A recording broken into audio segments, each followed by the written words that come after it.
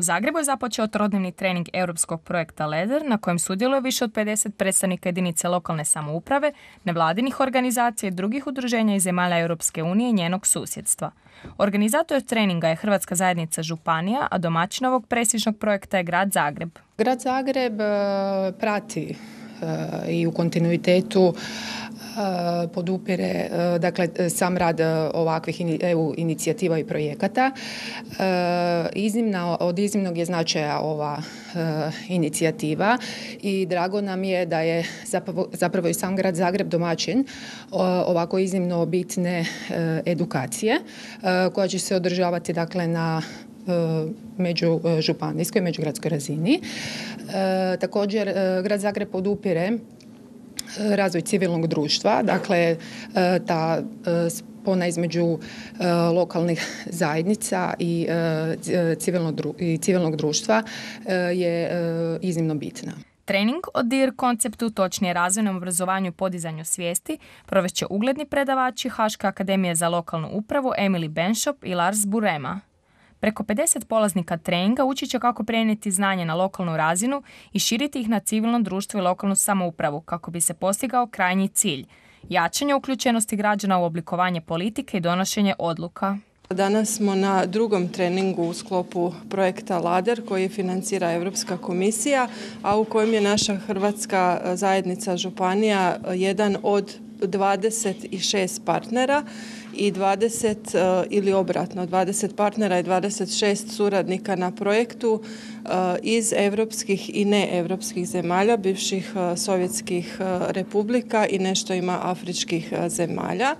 Cilj ovog projekta je zapravo povećati svijest i ulogu građana u donošenju različitih političkih, nepolitičkih, gospodarskih i drugih procesa, a nama je ovo, odnosno zajednici je ovo prvi projekt financiran iz EU fondova u kojem ćemo se mi i osnažiti. Zaposlena je jedna osoba, jer EU projekti uvijek omogućavaju i zapošljavanje novih osoba, a sama zajednica ono što inače radi, to je znači usmjeravanje procesa na način da bude različitih procesa u donošenju odluka da budu najprihvatljiviji za građane, a preko naših županija, odnosno jedinica lokalne, odnosno regionalne samouprave.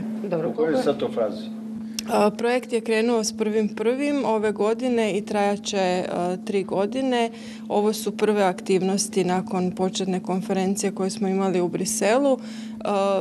Prvi trening je bio u Irskoj, sljedeća zemlja domaćin smo mi, što smo jako sretni i ponosni jer ćemo možda po prvi puta ugostiti neke osobe iz Europe, a sljedeći treći trening je trening trenera, sve skupa je u Grčkoj u 11. mjesecu.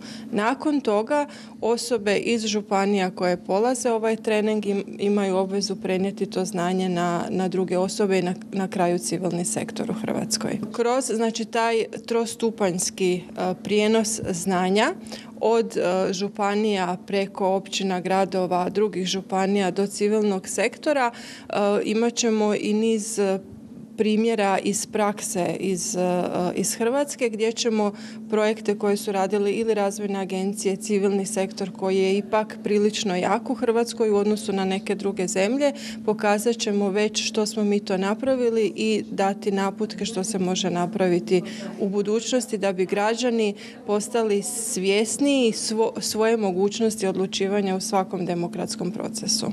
U provedbu svog prvog europskog projekta Hrvatska zajednica županije uključila se početkom ove godine, za što je u budžetu predvidjela 60.000 kuna.